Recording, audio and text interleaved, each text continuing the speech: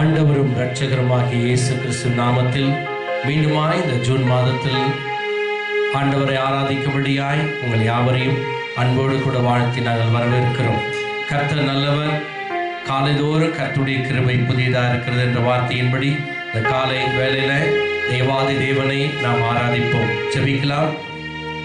கிருபையும் இரக்கம் நிறைந்த எங்கள் நல்ல பிதாவே, ஆண்டவரே, இந்த அருமையான நல்ல நாளுக்காய் இந்த கால வேலைக்காக ஸ்தோத்திரிக்கிறோம், துதிக்கிறோம். அப்பா, கடந்த மாதமெல்லாம் கடந்த நாட்கள் எல்லாம் கர்த்தர் எங்களை கண்மணி போல நீர் காத்து எங்களை மட்டுமாய் நீர் நடத்தி வந்த தயவுக்காக நன்றி. அப்பா, இந்த 6வது மாதம், இந்த ஜூன் மாதத்தில் ஆண்டவர் உம்மை ஆராதிக்க, உம்மை துதிக்க, உம்முடைய வார்த்தையை தியானிக்க கர்த்தர் நீர் கொடுத்த இந்த மேலான ஒரு ஸ்லாக்கியத்துக்காய் நன்றியோடு உம்மை ஸ்தோத்திரிக்கிறோம். தகப்பனே, இந்த ஆராதனை முழுவதும் பரிசுத்த ஆவியானவர் நீங்க பொறுப்பெடுத்து நடத்தும். உம்முடைய ஆளுகை இருக்கட்டும், நீங்க அசைவாடும். ஆண்டவரே, பாடல், தொழுது கொள்ளுதல், தேவனுடைய வார்த்தை எல்லா ராஜா நம்முடைய பிள்ளைகளுக்கு இந்த நாட்களில் ஒரு பெரிய ஆசீர்வாதத்தையும் விடுதலையும் சமாதானத்தையும் சந்தோஷத்தையும் இயேசுவின் நாமத்தில் நீர் கொடுக்கிறதற்காக நன்றி. நீங்க பொறுப்பெடுங்க, ஆசீர்வதிங்க. இயேசுவின் நாமத்தில் ஜெபிக்கிறோம். ஜெபம் கேளும் எங்கள் நல்ல பிதாவே. ஆமென், ஆமென். கரங்களை தட்டி நாம் ஆராதிப்போம்.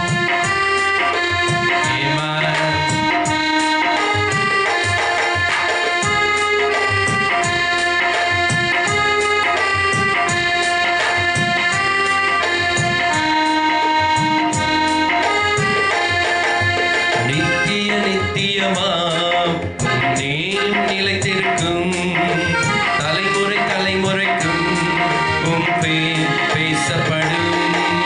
நித்திய நித்தியமாம் நீர் நிலைத்திருக்கும், தலைமுறை தலைமுறைக்கும் உம் பேர் பேசப்படும்.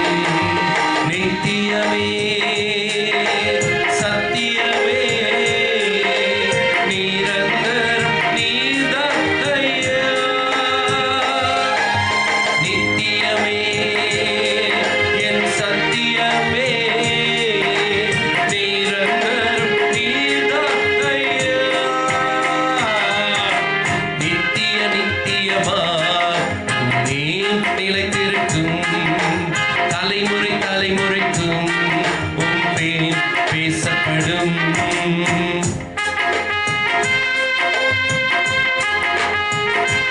Amen. Jesus.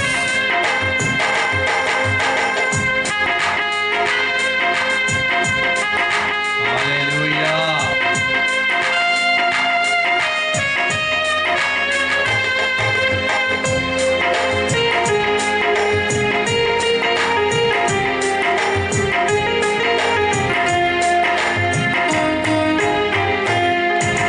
யாக்கோபை உமக்கென்று தெரிந்தெடுத்தீரே, இஸ்ரவேலை பிரித்தெடுத்து துதிக்கச் செய்தீரே. யாக்கோபை உமக்கென்று தெரிந்தெடுத்தீரே, இஸ்ரவேலை பிரித்தெடுத்து துதிக்கச் செய்தீரே.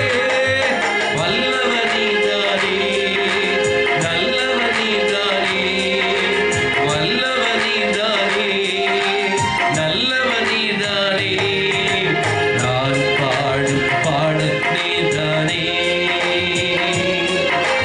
தினம் தேடும் தேடும் நீதானே, நான் பாடும் பாடு நீதானே, தினம் தேடும் தேடும் நீதானே. நித்தியமே சத்தியமே நிரந்தரம் நீதான் ஐயா. நித்தியமே என் சத்தியமே நிரந்தரம் நீதான் ஐயா. நித்திய நித்தியமா உம் நேம் நிலைத்திருக்கும், தலைமுறை தலைமுறைக்கும் உம் பேர் பேசப்படும். நித்திய நித்தியமா உம் நேம் நிலைத்திருக்கும்,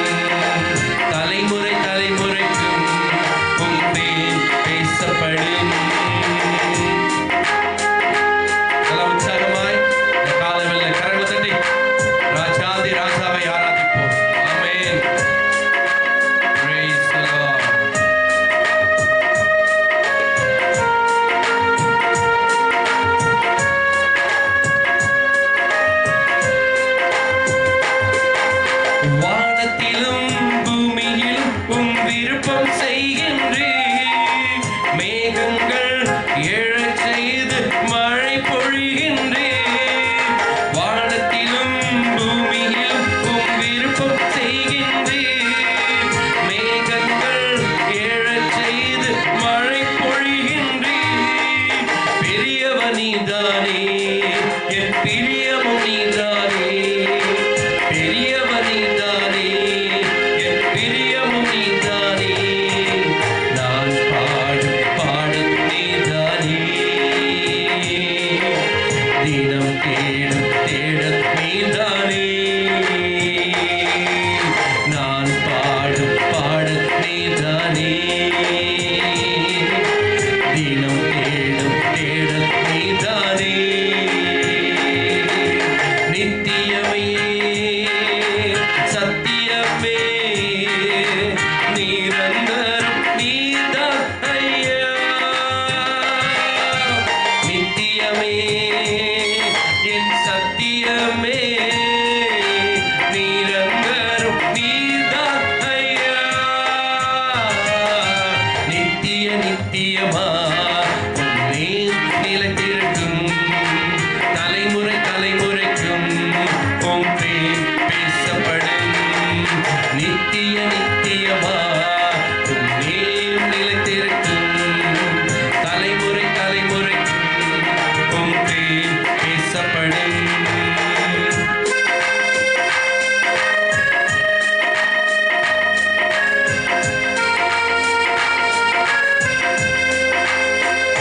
Jesus.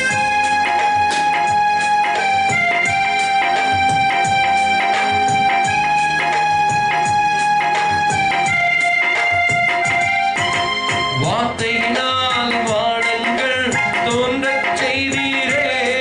உம் சுவாசத்தினால் விண்மீன்கள் மிளிரச் செய்தீரே. வார்த்தையினால் வானங்கள் தோன்றச் செய்தீரே. உம் சுவாசத்தினால் விண்மீன்கள் மிளிரச் செய்தீரே. சகலமும் படைத்தவரே, சர்வ வல்லவரே. சகலமும் படைத்தவரே, சர்வ வல்லவரே. நான் பாடும் பாடல் நீதானே. தினம் தேடும் தேடல் நீதானே. நான் பாடும் பாடல் நீதானே. தினம் தேடும் தேடல் நீதானே. நித்தியமே சத்தியமே நிரந்தரம் நீதான் ஐயா. நித்தியமே நித்தியமே என் சத்தியமே நிரந்தரம் நீதான் ஐயா. நித்திய நித்தியமா உன்னே நிலைத்திருக்கும். தலைமுறை தலைமுறைக்கும் உம் பேர் பேசப்படும். நித்திய நித்தியமா உன்னே நிலைத்திருக்கும். தலைமுறை தலைமுறைக்கும் உம் பேர் பேசப்படும்.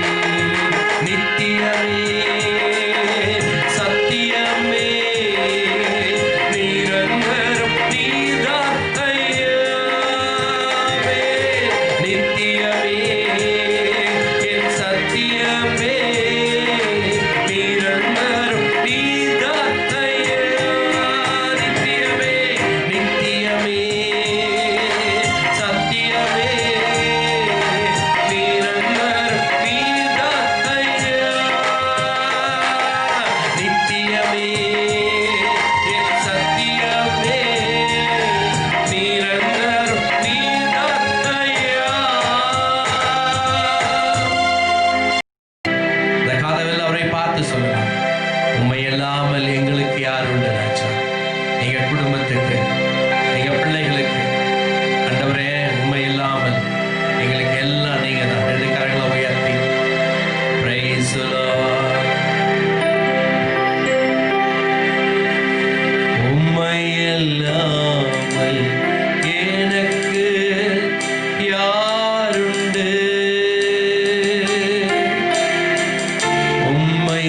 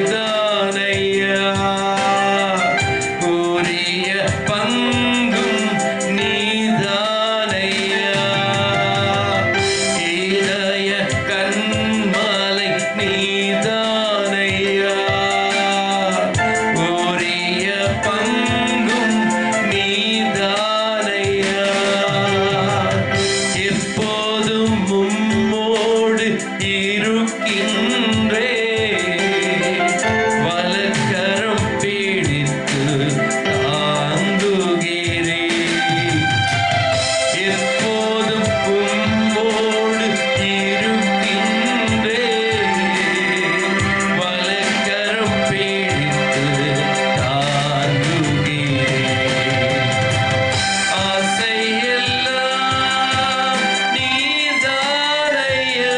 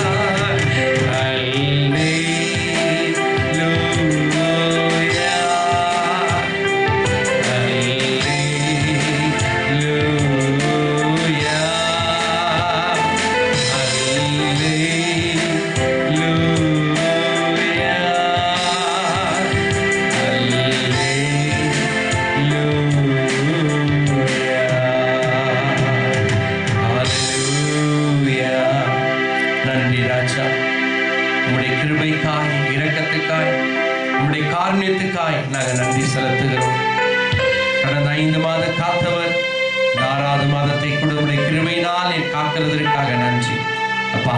இப்பொழுதுமாய் ஆண்டவரே கர்த்தாவே உம்முடைய வார்த்தைக்காய் காத்திருக்கிற உம்முடைய பிள்ளைகளோடு நீர் பேச இயேசுவின் நாமத்தில் பிதாவே. ஆமென், ஆமென், ஆமென். இப்பொழுதுமாய் தேவனுடைய வார்த்தைக்காய் நம்முடைய சபையின் தலைமை போதுகிறோம் நம்முடைய போதுகிறார் இருக்கிற சங்கை கே. பாபு ரிச்சடை அவர்களை கர்த்தருடைய வார்த்தைக்காய் உற்சாகமாய் நாம் வரவேற்கலாம். கர்த்தர் உங்களை ஆஸ்வதிப்பாராங்க. ஆமென், ஆமென். Praise the Lord. உயிர்த்தெழுந்த இயேசு கிறிஸ்துவுடைய திருநாமத்திற்கு ஸ்தோத்திரம் உண்டாகட்டும். இந்த ஜூன் மாதம் ஃபர்ஸ்ட் சண்டே உங்களை சந்திக்கிறதுல மிகுந்த ஒரு சந்தோஷம். நாம் பிரார்த்தனை செய்வோம். நல்ல தகப்பனே, நல்ல வேலைக்கான நன்றி உள்ளத்தோடு உண்மை ஸ்தோத்திரிக்கிறேன். இந்த அருமையான இந்த வேலையில் அப்பா சற்றே எங்களோடு கூட நீங்கள் பேசுங்க தகப்பனே. ஷெப்பர்ட்ஸ் மினிஸ்ட்ரி குறித்தும் சீக்கிங் ஷெப்பர்டை குறித்தும் தகப்பனே நாங்கள் பேசுகிற சமயத்தில் நீர் என்னை மறைத்து பேசும். இன்றைக்கு செய்தி எல்லாருக்கும் பிரயோஜனமாக இருக்கட்டும். வேண்டிய மன்னாவை எங்களுக்கு தாரும். இயேசு கிறிஸ்துவின் நாமத்தில் ஜெபிக்கிற நல்ல பிதாவே, ஆமென். ஆல்ரெடி உங்களுக்கு தெரியும், கடந்த ஒரு 3-4 வாரமாக நாம் சபையை குறித்தும் மேய்ப்பர்களை குறித்தும் ஊழியத்தை குறித்தும் நாம் பேசிக்கொண்டிருக்கோம். நான் நினைக்கிறேன் 5th வாரமாக இதை பேசிக்கொண்டு இருக்கிறேன். எசேக்கியேல் புஸ்தகம் 34ஆம் அதிகாரம். எசேக்கியேல் புஸ்தகம் 34ஆம் அதிகாரம். Turn with me to the book of Ezekiel chapter 34. வசனம் 2ஆம் வசனம். மனுபுத்திரனே, இஸ்ரவேலின் மேய்ப்பருக்கு விரோதமாக தீர்க்க தரிசனம் உரை. நீ தீர்க்க தரிசனம் உரைத்து அவர்களோடு சொல்ல வேண்டியது என்னவென்றால் கர்த்தராகிய ஆண்டவர் மேய்ப்பர்களுக்கு சொல்லுகிறார், தங்களையே மேய்க்கிற இஸ்ரவேலின் மேய்ப்பருக்கு ஐயோ, மேய்ப்பர் அல்லவா மந்தையை மேய்க்க வேண்டும். இங்கிலீஷ் பார்க்கலாம். Son of man, prophesy against the shepherds of Israel. Prophesy against the shepherds of Israel. Prophesy and say to them. Thus says the Lord God of Israel to the shepherds. Woe to the shepherds of Israel. Woe to the shepherds of Israel who feed themselves. Should not the shepherds feed the flocks? Should not the shepherd feed the flock? Amen. Should not the shepherds feed the flock, but they feed themselves. இதான் கர்த்தர் சொல்கிறார். இந்த இன்டைக்மெண்ட் இல்லைன்னா கர்த்தர் சொல்கிற குற்றச்சாட்டு, தங்களே மேய்த்து கொள்கிற இஸ்ரவேலின் மேய்ப்பருக்கு ஐயோ, மேய்ப்பர்கள் அல்லவா மந்தையை மேய்க்க வேண்டும் அப்படின்னு கர்த்தராகிய தேவன் அப்படியே வரிசையாக அவங்க மேலே இருக்க மேய்ப்பர்கள், அவர்கள் லீடர்ஸுங்க, இஸ்ரவேலின் லீடர்ஸுங்க அல்லது பாஸ்டருங்க மேலே இருக்கிற குறைகளை கர்த்தர் சொல்கிறார். சரி, அப்படி சொல்கிற சமயத்தில் அவர் ரொம்ப பெரிதாக அவர் காட்டுகிறது என்னவென்றால், நீங்கள் மந்தையை மேய்க்கல அப்படின்னு சொல்கிறார். மந்தையை மேய்க்கலாம், நீங்கள் மேய்க்காதனால கர்த்தராகிய தேவன் சொல்கிறார். 11ஆம் வசனம் பாருங்க. மந்தையை நீங்கள் மேய்க்கல. 11ஆம் வசனம். கர்த்தராகிய ஆண்டவர் சொல்கிறது என்னவென்றால் இதோ நான் நானே என் ஆடுகளை விசாரித்து அவைகளை தேடி பார்ப்பேன். இங்கிலீஷ் பார்க்கலாம். For thus says the Lord God, indeed, I myself will search for my sheep. the sheep and seek them out. Next, 12th verse பாருங்க. 12ஆம் வசனம். ஒரு மேய்ப்பன் சிதறுண்ட தன் ஆடுகளின் நடுவே இருக்கிற நாளில் தன் மந்தையை தேடிக்கொண்டு இருக்கிறது போல நான் என் ஆடுகளை தேடி மப்பும் மந்தாரமுமான நாளிலே அவைகள் சிதறுண்டு போன எல்லா இடங்களிலும் இருந்து அவைகளை தப்பி வர பண்ணி. 14ஆம் வசனம். அவைகளை நல்ல மேய்ச்சலில் மேய்ப்பேன். சரி, 11ஆம் வசனத்தை இங்கிலீஷை பார்த்தோம். 14th verse in English. 14th verse, just one line. I will feed them in good pasture. Oh, enough. Okay. I will feed them in good pasture. அப்ப கர்த்தர் என்ன சொல்றாருன்னா, நீங்க மந்தையை மேய்க்கலாம், என் ஆடுகளை நீங்க மேய்க்கலாம். நான் உங்களுக்கு பொறுப்பை கொடுத்தேன், உங்களுக்கு வேலையை கொடுத்தேன், என் ஆடுகளை உன் கையில கொடுத்தேன். ஆனா நீங்க அதை மேய்க்கலாதால நானே கோதாவில் இறங்குறேன், நானே என் மேய்ப்பனா என் ஆடுகளை மேய்க்க போகிறேன் என்று சொல்கிறான். அதனால எனக்கு அன்பாந்தல நானே ஆடுகளை மேய்ப்பேன். இதை அவர் 14ஆம் வசனம் சொல்றார், நான் என் ஆடுகளை மேய்ப்பேன். ஸோ கர்த்தர் என்ன சொல்றாருன்னா, உங்களுக்கு வாலண்டரி ரிட்டைர்மெண்ட்டை தருகிறேன். இது ஏற்கனவே நம்ம பார்த்தோம். வாலண்டியர் ரிட்டைர்மெண்ட் நான் உங்களுக்கு கொடுத்து 8ஆம் வசனம் சொல்கிறேன், உங்களுக்கு ஆட்டை இது மேலே விசாரிக்க மாட்டீங்க, உங்கள் கையிலேருந்து ஆடுகள் நான் தப்பி வைப்பேன், நானே என் ஆடுகளுக்கு நான் மேய்ப்பனாக இருப்பேன் அப்படின்னு சொன்னேன். இதை தான் புதிய ஏற்பாட்டில் இயேசு கிறிஸ்து, ஆண்டவராக இயேசு கிறிஸ்து அந்த நாட்கள் பரிசேயர் இருக்கார்கள், சதுசேயர் இருக்கார்கள், ஆசாரியர் இருக்கார்கள், யாரும் சரியாக கவனிக்கல ஆடுகள், நியாயப்பிரமாணிக்க இருக்காங்க எல்லாம். ஆனால் கர்த்தராக இயேசு சொன்னார், நானே என் ஆடுகளுக்கு நல்ல மேய்ப்பன் சொன்னார். நானே நல்ல மேய்ப்பன், ஐ ஆம் த குட் ஷெப்பர்ட், நானே என் ஆடுகளுக்கு நல்ல மேய்ப்பேன்னு சொன்னான். அதனால எனக்கு அம்மாவில் மேய்க்கிறத பற்றி கருத்து சொல்கிறார், நீங்கள் மேய்க்கல நான் மேய்க்கிறேன் அப்படின்னு சொன்னாங்க. இப்போது 4ஆம் வசனத்திலிருந்து நம்ம தியானம் பண்ண போகிறோம். இது போன வாரத்தில் பார்த்தது. இப்போ 4ஆம் வசனம், நீங்கள் பலவீனமானவைகளை பலப்படுத்தாமலும் நசல் கொண்டவைகளை குணமாக்காமலும் எலும்பு முறிந்தவைகளை காயம் கட்டாமலும் துரத்துண்டவைகளை திருப்பிக் கொண்டு வராமலும் காணாமற் போனவைகளை தேடாமலும் போய் பலாத்காரமும் கடூரமாய் அவைகளை ஆண்டீர்கள். ரொம்ப ஒரு 6 விதமான குற்றச்சாட்டுகளை கர்த்தராகிய தேவன் அங்கு வைக்கிறார். யார் மேல? மேய்ப்பர்கள் மேல. இங்கிலீஷ்ல பார்க்கலாம். The weak you have not strengthened. Nor have you healed those who were sick. Nor bound up the broken. Nor brought back what was driven away. Nor sought what was lost. But with force and cruelty. You have ruled them. Amen. கர்த்தரை இவ்வளோ குற்றச்சாட்டுகளை வைக்கிறார். இப்போ முதல் நம்ம பார்க்க சமயத்தில் அவர் ரொம்ப அருமையாக இந்த இடத்துல இந்த 4ஆம் அதிகாரத்தை நம்ம படித்து பார்த்தோம், 4ஆம் வசனத்தை படித்து பார்த்தோம்னா 2 விதமாக நம்ம பிரிக்கலாம். என்னன்னாக்கா, ஒன்று நோய்வாய்ப்பட்டிருக்குது ஆடுங்க, கால் ஒன்று இருக்குது ஆடுங்க, இன்னுமா பலவீனமாக இருக்குது, இதுக்கு நீ ஹீல் பண்ணவே இல்லை, நீ சுகத்தை கொடுக்கவே இல்லை அப்படின்னு சொல்கிறான். That is the first indictment. You are not heal those who are weak, those who are feeble, those who are sick, and you are not bound up their wounds with bandage, those who are broken. Amen. கர்த்தர் கால் ஒடிஞ்சது, கை ஒடிஞ்சது, அதை வந்து நீ வந்து bandage போட்டு கட்டல அப்படின்னு சொல்றார் கர்த்தர், நீ குணமாக்கல அப்படின்னு சொல்றார். இது ஒரு குறிப்பு. செகண்ட் என்னன்னாக்கா, துரத்துண்டது, ஸ்கேட்டர் ஆயிட்டு இருக்குது ஆடுங்க, நீங்க அதை திருப்பி கொண்டு வரல, நீங்க என்கிட்ட கொண்டு வந்து சேர்க்கல, அந்த ஃபோல்டில் சேர்க்கல, அப்படியே விட்டுட்டீங்க, அது எப்படின்னா சாப்பிட்டோன்னு அதை திருப்பி கொண்டு வரல, அது போய் தேடவே இல்லை. இதுதான் 4ஆம் வசனத்தில் கர்த்தர் காண்பிக்கிற 2 விதமான குற்றச்சாட்டுகள். எல்லாம் 7 இருக்குது குற்றச்சாட்டு, ஒரு 6-7 இருக்குது. அதை வந்து 2ஆக நம்ம பிரிச்சோம்னாக்கா 2 விதமாக இப்படி இருக்குது. சரி, இப்போ 1 by 1 நம்ம பார்க்கலாங்க. ஃபர்ஸ்ட் 4ஆம் வசனம் படிங்க. நீங்கள் பலவீனமானவைகளை என்ன படுத்தல? பலப்படுத்தல. இங்கிலீஷ்ல பாருங்க. The weak you have not strengthened. Next. நசல் கொண்டவைகளை குணமாக்காமலும். English. Nor have you healed those who were sick. எலும்பு முறிந்தவைகளை காயம் கட்டாமலும். இங்கிலீஷ் தான். Nor bound up the broken. You have not bound up that which was broken. Okay, நீங்க எலும்பு முறிந்தவங்களை நீ காயம் கட்டல. சரி, இவ்வளோ விஷயத்தை நம்ம பார்க்குறோம். ஆடுங்க பலவீனப்பட்டிருக்குதா, நோய்வாய்ப்பட்டிருக்குது, என்னவா சிக்கா இருக்குது, கால் ஒடிஞ்சு இருக்குது, உடம்பெல்லாம் காயம் ஏற்பட்டிருக்குது. ஏன்னா துரத்துண்ட ஆடுகளில் சிங்கம் புலியெல்லாம் துரத்தின்னு போச்சு, அதுங்க அடிச்சிச்சுங்க, சில ஆடுங்க பள்ளத்தில் விழுந்திருக்கோம், என்னென்னவோ ஆச்சு. அந்த ஆடுகளை வந்து மேய்ப்பருங்க மீண்டும் திரும்பி கொண்டு வரலாம், அது ஒரு நோய்வாய்ப்பட்டிருந்த சுகமாக்கல அப்படின்னு கர்த்தர் சொல்லுகிறார். அதுக்கு கர்த்தர் என்ன சொல்லுகிறார்? நீங்க செய்யாத நான் என் ஆடுகளுக்கு நானே செய்கிறேன். Praise the Lord. நீ செய்யாத நான் செய்கிறேன். அவர் என்ன செய்கிறாரா? கமான், எசேக்கியேல் புத்தகம் 34:16. நான் காணாமற் போனதை தேடி துரத்துண்டதை திரும்ப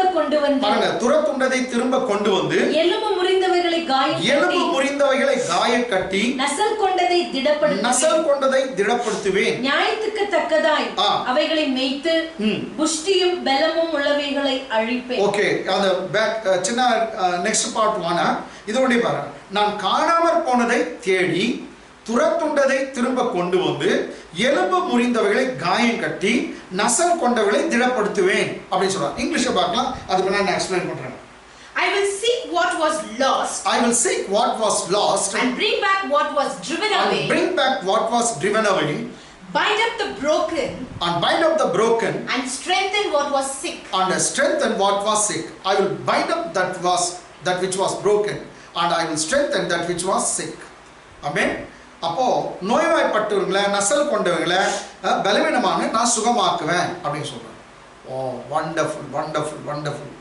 இப்போ கர்த்தர் சொல்ற, நானே காயம் கட்டுறேன், என் ஆடுகளுக்கு நானே காயம் கட்டுறேன் அப்படின்னு கர்த்தர் சொல்றாரு.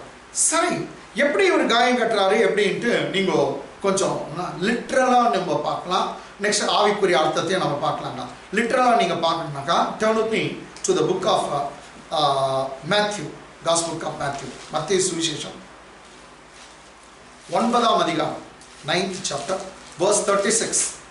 Gospel book of Matthew chapter 9 verse 35 ல இருந்து படிங்க. 35. பின்பு இயேசு சகல பட்டணங்களையும் கிராமங்களையும் சுற்றி நடந்து ஜெபாலயங்களில் உபதேசித்து ராஜ்யத்தின் சுவிசேஷத்தை பிரசங்கித்து ஜனங்களுக்கு உண்டாயிருந்த சகல வியாதிகளையும் சகல நோய்களையும் நீக்கி அவர்களை சொஸ்தமாக்கினார். இங்கிலீஷை பார்க்கலாம். And Jesus went about all the cities and villages. Teaching in the synagogues. Preaching the gospel of the kingdom. And healing every sickness. every kinds of sickness. And every diseases. Among the people. லிட்டரலாவே இயேசு கிறிஸ்து தம் ஆடுகளுக்கு, தம் பிள்ளைகளுக்கு அவர் சுகம் கொடுத்தார். நீங்க பார்க்கணும். லிட்டரலாவே இருக்குது. நான் ஆவிக்குரிய அர்த்தத்தை பத்தி பேசல. லிட்டரலாவே நோய்வாய்ப்பட்ட இந்த தம் பிள்ளைங்களை கர்த்தர் சுகம் கொடுத்தார். அடுத்த வசனத்தை சொல்றாரு, என் ஆடுங்கன்றார் பிள்ளை மனுஷரை பார்த்து. அடுத்த வசனம் பாருங்க 36. அவர் திரளான ஜனங்களை கண்டபோது அவர்கள் மேய்ப்பனில்லாத ஆடுகளைப் போல தொய்ந்து போனவர்களும் சிதறப்பட்டவர்களுமாய் இருந்தபடியால் அவர்கள் மேல் மனதுருகி. அவர் திரளான ஜனங்களை கண்டபோது அவர்கள் மேய்ப்பனில்லாத ஆடுகளைப் போல தொய்ந்து போனவர்களும் சிதறப்பட்டவர்களுமாய் இருந்தபடியால் அவர்கள் மேல் மனதுருகினார். இங்கிலீஷை பார்த்தலாம். But when he saw the multitudes, he moved with compassion for them because they were weary and scattered like sheep having no shepherd. They were weary and scattered as a sheep having no shepherd. They were like the sheep having no shepherd, therefore they have been scattered and they were weary. Amen. எனக்கால் மாதிரி நல்லா ஓடிங்க. இப்போ ஒரு பெரிய ஜன கூட்டம் ஜிகான்னு ஜேன்னு ஆயிரக்கணக்கான ஜனங்க இல்லை லட்சக்கணக்கான ஜனங்க ஒரு இடத்துல நின்றுந்தாங்க. உடனே ஒரு ஹோட்டல்காரன் பார்த்தான்னா என்ன பண்ணணும் சொல்லுங்க. நீங்கள் பாருங்க, ஹோட்டல்காரன் பார்த்தானாக்கா, ஆஹா அச்சடாப்பா லக்கி ப்ரைஸ், உடனே வந்து எல்லாம் நம்ம சாப்பாடெல்லாம் இங்கே கொண்டு வர வச்சிடணும், நிறைய சேல் ஆகும்னு சொல்லுவான். அவன் ஜனத்தை பார்த்தோன்னா அவன் அப்படியே யோசிக்கிறான். ஒரு துணி கடைக்காரன் உடனே நம்ம ஜவுளி எல்லாத்தையும் எடுத்துன்னு வந்து இங்கே வச்சிடணும், அவ்வளோதான், எல்லாம் வந்து ஜனங்க இங்கே வருவாங்க வாங்கிட்டு போவாங்க. சரி, ஒருத்தர் வந்து லாபம் சம்பாதிக்கிறதே பார்க்குறாங்க. உடனே ஒரு ராட்டினம் போடுறவன் என்ன பண்ணோம்னாக்கா, எல்லாம் ஜெயிண்ட் வீல்லாம் எடுத்து வந்து வச்சிட்டோம்னா நிறைய நமக்கு ஜனம் இருக்கிறாங்க, நிறைய சேல் ஆகும் அப்படின்னு பார்ப்போம். ஒருத்தர் லாபத்தை தான் பார்க்குறாங்க. ஆனால் இயேசு கிறிஸ்து ஒருவர் மாத்திரம் திரளான ஜனங்களை கண்டு மனதுருகினார். அவங்க கிட்டது எதுனா கறக்கலாமான்னு பார்க்கல, ஒருத்தருக்கும் அப்படிதாங்க. ஸோ ஃபார் எக்ஸாம்பிள் ஒரு பெரிய ஆட்டு மந்தை இருந்ததுனாக்கா ஒரு கசாப்பு கடைக்காரன் ஓ சூப்பர் நிறைய வெட்டி தள்ளிடலாம், நிறைய காசு வரும் அப்படின்னு நினைக்குவான். பிரியாணி கடைக்காரன் அதை பார்த்தோன்னா ஓ இன்னைக்கு நல்லா பிரியாணி போட்டு நம்ம வியாபாரம் பண்ணிடலாம். நிறைய ஆடுகளை பார்த்தோன்னே ஒரு இந்த உள் ஃபேக்ட்ரி வச்சுருக்கிறோம், நம்ம நிறைய உள் கிடைக்கும், நம்ம கம்பளி செய்யலாம், எல்லாம் விட்டால் ஸ்வெட்டர் செய்யலாம் அப்படின்னு சொல்லி அவன் ஒருத்தருக்கு ஒரு ஞாபகம் வரும். ஆனால் மேய்ப்பன் ஆடுகளை பார்த்தோன்னா ஐயோ என் ஆடு சாப்பிடுச்சா இல்லையா, அது தூங்குச்சா இல்லையா அப்படின்னு சொல்லி தான் அவன் ஞாபகம். அதே போல தான் இயேசு கிறிஸ்து திரளான ஜனங்களை கண்டு மனதுருகினார் வாசனம் சொல்லு. அவங்ககிட்ட லாபத்தை பார்க்கல. பைபிளில் சொல்லுது ஊரா அவர் சுற்றி திருந்து ஜெப ஆலயங்களை உபதேசித்து டீச் பண்ணி ராஜ்யத்தின் சுவிசேஷ பிரசங்கித்தாராம். He was preaching about the gospel of kingdom. ராஜ்யத்தின் சுவிசேஷத்தை பிரசங்கித்து ஜனங்களுக்கு உண்டாயிருந்த சகல வியாதிகளையும் சகல நோய்களையும் நீக்கி அவளை சொஸ்தமாக்கினார். அப்போ என் ஜனங்க பாரு இவ்வளவு நோய்வா இருக்காங்க, என் ஆடுங்க நோய்வா இருக்குது, பலவீனத்தோடு இருக்குது, வீக்கா இருக்குதுன்னு சொல்லி ஒவ்வொரு ஆடுகளுக்கும் அவர் காயம் கட்டுறது போல இங்க பைபிள் சொல்லுது மனுஷர்களுக்கு அவர் அப்படித்தான் செய்தார். பைபிள் சொல்லுது எத்தனை வியாதியை சுகமாக்கினார். தமிழ்ல பாருமா, சகல வியாதிகளையும் சகல நோய்களையும் நீக்கி அவர்களை சுத்தமாக்கினார். அப்ப இயேசுவால சுகமாக்கப்படக்கூடாத வியாதி ஒன்றும் இல்ல, சகல வியாதிகளையும் சுகமாக்குறார். இங்கிலீஷ்ல பாருங்க. And healing every sickness. Praise God. He was healing every sickness, every diseases among the people. So whatever the disease may be, nothing is bigger than our Jesus. Everything is possible to heal that sick people. இயேசுவால சுகமாக்க முடியாத வியாதி எதுவும் இல்ல. Bible சொல்லுது சகல வியாதிகளை சுகமாக்கினாராம். இதுதான் ராஜ்யத்தின் சுவிசேஷம். வெறும் நீங்க இயேசு ஏற்றுங்க உங்களுக்கு பாவ மன்னிப்பு கிடைக்கும், செத்துட்டா நீ மோட்சம் போடுவீங்கன்றது அது வெறும் தோசை, சாதா தோசை. ஏடா அது வெறும் ஒரு சுவிசேஷம். ஏடா ஆனா பைபிள் சொல்லுது ராஜ்யத்தின் சுவிசேஷம். ராஜ்யத்தின் பிள்ளைங்க, அவருடைய பிள்ளைங்க ஒருத்தரும் தரித்திரராக கூடாது, அவருடைய ராஜ்யத்தின் பிள்ளைங்க ஒருத்தரும் நோய்வா இருக்கக்கூடாது, அவருடைய ராஜ்யத்தின் பிள்ளைங்க ஒருத்தரும் பலவீனப்பட்டு இருக்கக்கூடாது. இதுதான் அவர் பார்க்கிறார். அவருடைய ராஜ்யம் எப்படி பரலோக ராஜ்யத்துல இருக்க வேண்டும், தேவனுடைய சித்தம் நிறைவேறதோ அது போல பூமியில இருக்க வேண்டும். அங்க அழுகை இல்ல, துக்கம் இல்லை. இங்க அழுகை இல்ல, துக்கம் இல்லாத மாற்றுவதற்காக தான் கர்த்தராகிய இயேசு கிறிஸ்து இந்த இடத்துல அவர் ராஜ்யத்தை ஸ்தாபிக்க வந்தார். That's why he was preaching about not mere gospel but gospel of kingdom. Bible says gospel of kingdom of God. தேவனுடைய ராஜ்யத்தை அவர் போதித்தார். அந்த ராஜ்யத்துல அழுகை இல்ல, இந்த ராஜ்யத்துல அழுகை இல்லாம மாத்தணும்னு தான் பார்க்கிறார். எனக்கு அந்த ராஜ்யத்துல துக்கம் இல்லை, இங்கேயும் துக்கம் இல்லை, நீ கவலைப்படாதன்னு நான் கற்றுக் கொடுத்தார். எதுக்கும் நீங்க வருத்தப்படாதீங்க, துக்கப்படாதீங்க.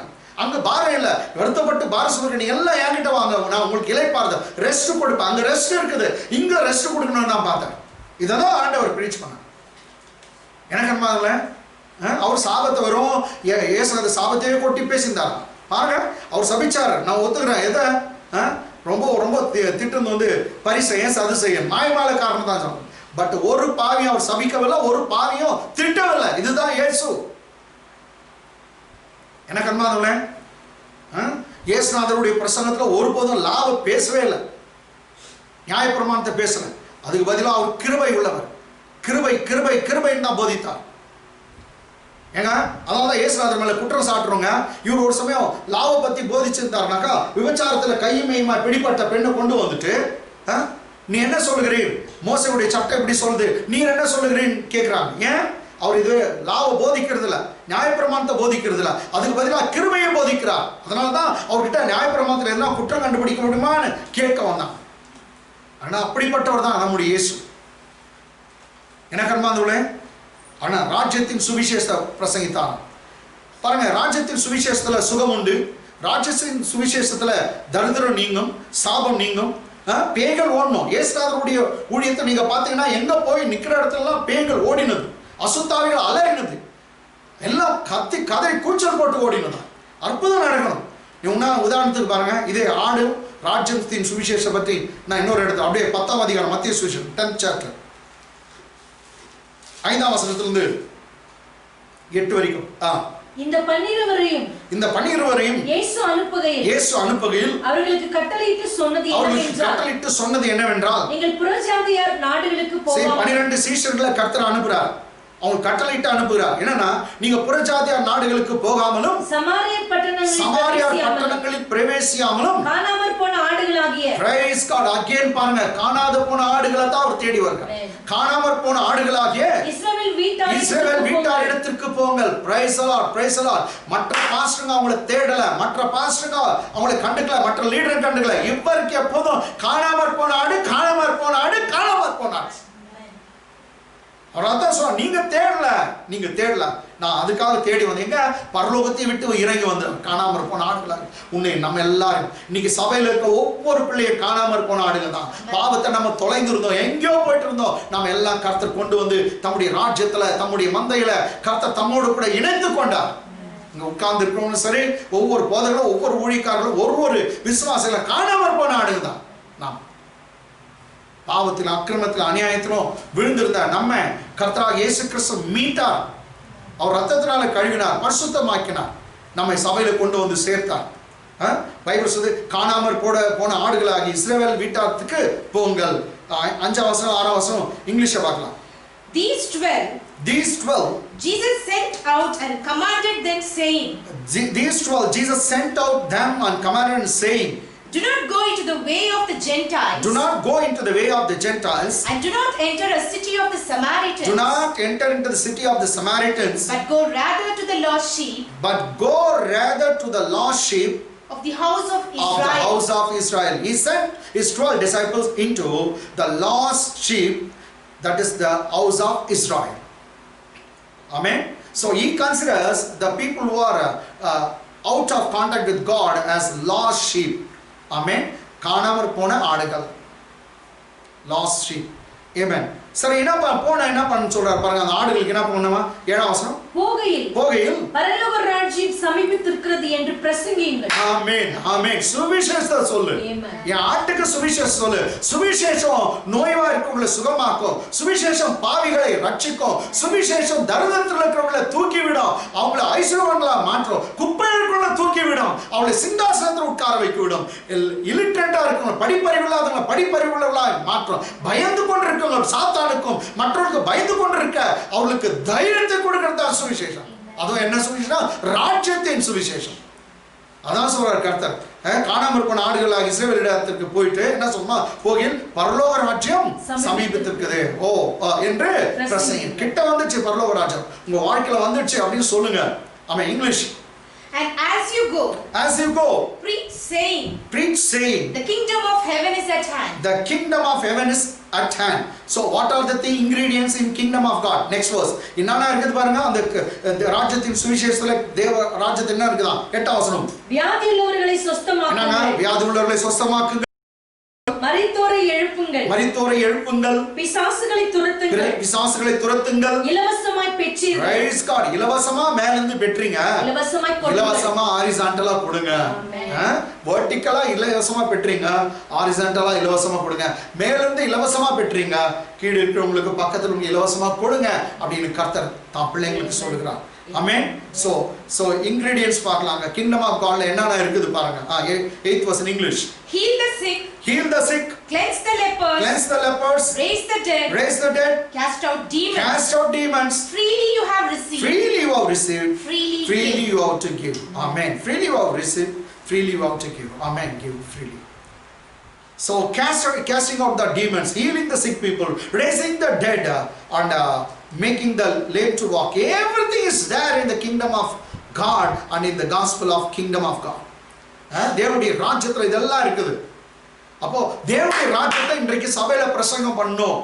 தேவனுடைய ராஜ்யத்தை பிரசங்கம் பண்ணோம். ஆடுங்க அப்பதான் சுகமா இருக்கும். ஆடுங்களுக்கு ஆரோக்கியமான உபதேசம் தேவனுடைய ராஜ்யம். உன் தரித்திரத்துக்காக கர்த்தர் மரித்தார் சொல்லுங்க. உங்க சாபத்துக்கு அவர் சாபமாய் மாறினார்.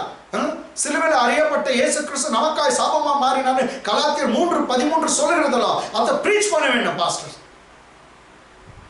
நமக்காக இயேசு சிலுவையில் தரித்திரனா மாறினார் சொல்ல வேண்டும். 2 கொரிந்தியர் 8:9 2 படிக்க வேண்டாம். 2 கொரிந்தியர் 8:9 நமக்காக அவர் தரித்திரனா மாறினார், அவர் நிமித்தம் நீ நான் ஐஸ்வர்யவான்களா மாற வேண்டும். These are the finished works of Christ that he has accomplished on the cross of Calvary. அதனால்தான் இயேசு சிலுவையில முடிந்ததுனார். எல்லாம் உனக்காக எனக்காக சிலுவையில செய்து முடிச்சார். வெறும் பாவ மன்னிப்பை மாத்திரம் தரல, இயேசு கிறிஸ்து மற்றது எல்லாம் உனக்கு தேவையானதெல்லாம் செய்து முடித்தார். எப்போ ஒரு ஆடு இதெல்லாம் கேட்குதோ, ஒரு விசுவாசி இதெல்லாம் கேட்கிறானோ, ஆரோக்கியமான உபதேசம், அந்த ஆரோக்கியமான, அதான் பவுல் சொல்றார், ஆரோக்கியமான உபதேசத்துல தங்கி தரித்திருங்க, ஆரோக்கியமான உபதேசத்தை பிரீச் பண்ணுங்க.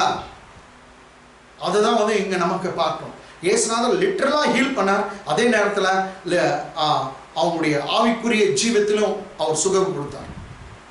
அது உங்களுக்கு எல்லாருக்கும் தெரிஞ்சதுதான். பாவம் மன்னிப்பா இயேசு கிறிஸ்து இலவசமா கொடுத்தார். ஸோ அதனால நானே என் ஆடுகளை குணமாக்குறேன் அப்படின்னு சொன்னேன். இப்போ தேடுறது பாருங்க. 34ஆம் அதிகாரம் மீண்டும் வரலாம். Coming back to pavilion, that is 34th chapter of Ezekiel. சரிங்க, 4ஆம் வசனம் மீண்டும். நீங்கள் பலவீனமானவைகளை பலப்படுத்தாமலும் நசல் கொண்டவைகளை குணமாக்காமலும் எலும்பு முறிந்தவர்களை காயம் கட்டாமலும் துரத்துண்டவைகளை திருப்பிக் கொண்டு இதுதான் இப்போ இவ்வளவு நேரம் வந்து ஹீல் பண்ணது பார்த்தோம். என்னதான் துரத்துண்டவைகளை திருப்பிக் கொண்டு வராமலும் காணாமல் போனவைகளை தேடாமலும் போய் பலாத்காரமும் கடூரமாய் அவைகளை ஆண்டீர்கள். இங்கிலீஷ் பாருங்க. The weak you have not strengthened. Okay. Nor have you healed those who were sick. Okay. Nor bound up the broken. Nor brought back what was driven away. Nor brought back which were driven away. Nor sought what was lost. But with force and cruelty. You have ruled them. Second இங்க அந்த குற்றச்சாட்டு நம்ம பார்க்கும்போது கர்த்தர் சொல்லுகிறார் என்னன்னாக்கா, நீங்க துரத்துண்டவைகளை நீங்க திருப்பி கொண்டு வரல, காணாமற் போனத நீங்க தேடி கண்டுபிடிக்கலான்னு சொல்ற, நீங்க போய் தேடல, இதுதான் சொல்றேன். இப்ப அதுக்கு என்ன பண்றாரா, நானே தேடி பார்ப்பேன் அப்படின்ற வார்த்தை கர்த்தராகிய தேவன் இந்த 34 அதிகாரத்தை நானே மேய்ப்பனாந்து தேடி பார்ப்பேன்னு முதல் பார்த்தீங்கன்னாக்கா 34:11 வர சொல்றாரு பாருங்க. 34 chapter verse 11.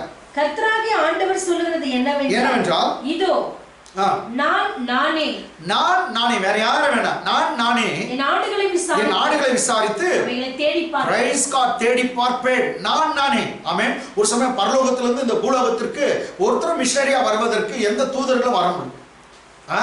அவங்களுக்கு ஏன்னா பாவிகளுக்காக ரத்தம் சிந்தி மரிப்பதற்காக கிருபாதார பலியாக மாறுவதற்காக ஒரு தூதர்களும் வரவில்லை.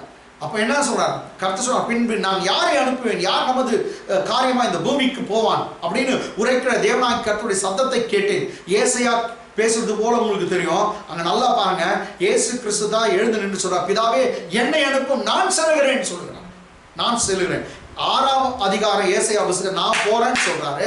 7ஆம் அதிகாரத்துல இதோ ஒரு கன்னிகை கர்ப்பவதியாகி ஒரு குமாரனை பெறுவாள் அப்படின்னு சொல்லப்பட்டிருக்கு. அதனால இயேசு கிறிஸ்துவுடைய வார்த்தை தான், நானே போறேன், என் பிள்ளைங்களுக்காக நானே மரிக்க நான் தயார் என்று கர்த்தராகிய இயேசு. அப்ப தேடி பார்க்க அங்கிருந்து வந்தார் காணாம போன ஆடுகளை. இங்க பாருங்க 11ஆம் வசனம், கர்த்தராகிய ஆண்டவர் சொல்லுகிறது என்னவென்றால், இதோ நானே என் ஆடுகளை விசாரித்து அவைகளை தேடி பார்ப்பேன். English. For thus says the Lord God, indeed, I myself will search for my sheep. And seek them out. Amen. And seek them out. I myself will search for my sheep and I will seek them out. நானே தேடி விசாரித்து அவளை கண்டுபிடிக்கிறேன் அப்படின்னு சொல்றார். இது எத்தனை வசனம்? 11th வசனம் ஒரு முறை இருக்கு தேடுறேன். 12ஆம் வசனத்து பாரு 2 முறை வரும் அந்த தேடுற விஷயத்தை. கமா. ஒரு மேய்ப்பன் சிதறுண்ட தன் ஆடுகளின் நடுவே இருக்கிற நாளில் தன் மந்தையை தேடிக்கொண்டு இருக்கிறது போல நான் என் ஆடுகளை தேடி. முதல் சொன்னா தேடிக்கொண்டிருக்கிறது போலன்னு சொல்லிட்டு நெக்ஸ்ட் சொல்றாரு, நான் என் ஆடுகளை நானே தேடி மப்பும் மந்தாரமான நாளிலே அவர்கள் சிதறண்டு போன எல்லா இடத்திலிருந்து அவளை வர பண்ணி அப்படி சொல்றாரு. கமான் 12ஆம் வசனம் இங்கிலீஷ்ல. As a shepherd seeks out his flock on the day, he is among his scattered sheep. So I will seek out my sheep and deliver them from all the places where they were scattered on a cloudy and dark in the cloudy and the dark day. Amen. மப்பும் மந்தாரமான இருள் சூழ்ந்த நாளில ஒரு மேய்ப்பன் தன் ஆடுகளை தேடிக்கொண்டிருக்கிறது போல நானே தேடுவேன் கர்த்தர் சொல்றார். நானே போய் தேடுறேன் ஆடுகளை. Praise God. நானே ஆடுகளை தேடுறேன். சோ இந்த இடத்துல நீயும் நானும் பார்க்க சொல்றேன், கர்த்தராகிய இயேசு கிறிஸ்து காணாமற் போன ஆடுகளை தேவன் நானே தேடுறேன்னு சொல்றேன், நானே மேய்ப்பேன். இதுக்கு ஆதாரமா அதே மத்தேயு சுவிசேஷத்துக்கு போலாம். கமா 18ஆம் அதிகாரம். மத்தேயு சுவிசேஷம் 18ஆம் அதிகாரம்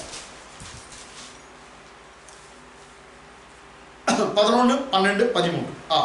மனுஷகுமாரன் கெட்டுப்போனதை ரட்சிக்க வந்தார். உங்களுக்கு எப்படி தோன்றுகிறது? ஒரு மனுஷனுக்கு 100 ஆடுகள் இருக்க அவைகளில் ஒன்று சிதறி போனால் காணாமற் போனால் அவன் மற்ற 99 ஆடுகளையும் மலைகளில் அப்படியே விட்டு போய் சிதறி போனதை தேடாமல் இருப்பானா? அங்க தேடுறதை பத்தி கர்த்தர் பேசுகிறார். சிதறி போனதை தேடாமல் இருப்பானா? Come on For the Son of Man has come to save that which was lost. For the Son of Man has come to save that was lost. What do you think? What do you think? If a man has 100 sheep, If a man has 100 sheep, and one of them goes astray, and one of them go astray, does he not leave the 99 and go to the mountains to seek the one that is straying? To seek the one that is strayed. Okay, has gone astray. இங்க பாருங்க, உங்களுக்கு எப்படி தோன்றுகிறது? ஒரு மனுஷனுக்கு 100 ஆடுகள் இருக்க, அவைகள் ஒன்று சிதறி போனா, ஒன்று தான் காணாத போச்சு. அவன் மற்ற 99 ஆடுகளையும் மலைகளில் விட்டு போய் சிதறி போனவர்களை தேடாமல் இருப்பானா? கர்த்தர் சொல்றார், மற்ற 99 ஆடுகளும் சிதறி போனதை தேடாமல் இருப்பானா அப்படின்னு சொல்றார். அப்ப பாருங்க, ஜீசஸோட இன்டென்ஷன் இங்க நம்ம பார்க்கலாம். இயேசு கிறிஸ்துவுடைய ஒரு எண்ணத்தை நீங்க இங்க பார்க்கலாம். அவர் சொல்றாரு, நான் தேட வந்திருக்கிறேன். அதான் சொல்ற, மனுஷகுமாரன் கெட்டு போனதை ரட்சிக்க வந்தார், தேட வந்தார். ரட்சிக்க வந்தார், தேட வந்தார் அப்படின்னு சொல்றார். கெட்டு போனதை, எங்கேயோ பாவத்தில் விழுந்து கெட்டு போயிருந்தவங்கள தேட வந்தாங்க. அது எத்தனை? ஒரே ஒரு ஆடு காணாத போச்சு. சரி, ஒரு ஆடு காணாத போச்சுனா இன்னைக்கு இருக்க மேய்ப்பர்களுடைய நகை ஒரு ஆடு காணாத போச்சா? ஸோ கட்சாட் அவ்வளோதான், நஷ்டம். அது என் லாபத்துல வந்து ஒன்று போயிடுச்சு, போதும், 99 என்கிட்ட இருக்குது அப்படின்வாங்க. நோ, காணாம போன ஒரு ஆடு ரொம்ப முக்கியம். அவரு அந்த ஒரு காணாத போன ஆடு தேடி வந்ததுனாலதான் இன்னைக்கு நீ நானும் கர்த்தரால் கண்டுபிடிக்கப்பட்டு இருக்கிறோம். எல்லாத்தையும் விட்டு போனார், 99 மலையில விட்டு அவர் தன்னை பத்தியே சொல்றார். நெக்ஸ்ட் 13ஆம் வசனம் பாருங்க. அவன் அதை கண்டுபிடித்தால் சிதறி போகாத 99 ஆடுகளை குறித்து சந்தோஷப்படுகிறதை பார்க்கலாம், அதை குறித்து அதிகமாய் சந்தோஷப்படுவான் என்று மெய்யாகவே உங்களுக்கு சொல்லுகிறேன். பைபிள்ல சொல்லுது, பரலோகத்துல தூதர்கள் மத்தியில காணாம போன ஒரு ஆடு கண்டுபிடிக்குது. தூதர்கள் மத்தியில அவர் களி கூறுகிறார். அங்க பாருங்க, காணாமற் போன 99 ஆடுகளை காட்டிலும், அதுக்கு சந்தோஷப்படுறத காட்டிலும், இந்த கண்டுபிடித்த ஒரு ஆட்டுக்காக அவன் சந்தோஷப்படுவான், அதிகமா சந்தோஷப்படுவான். இங்கிலீஷ் பாருங்க. And if he should find it, assuredly I say to you, he rejoices more over this sheep than over the 99 that did not go astray. Amen. காணாத போன ஒரு ஆடு, பாவத்திலிருந்து மீட்கப்பட்ட ஒரு ஆட்டுக்காக அவர் சந்தோஷப்படுகிறார். அதனால எனக்கு அன்பானவர்களே, நீ நானும் பார்க்க சமயத்துல கர்த்தர் காணாமற் போன ஆட்டை வந்து அவர் தேடி வந்தார். உங்களுக்கு ஒரு சின்ன ஸ்டோரி நான் சொல்ல விரும்புகிறேன். நீங்க பார்த்தீங்கன்னா, இது வந்து லூக்கா சுவிசேஷம் 19ஆம் அதிகாரத்தில் இருக்கும். இயேசு கிறிஸ்துடைய கடைசி பிரயாணத்துல அவரு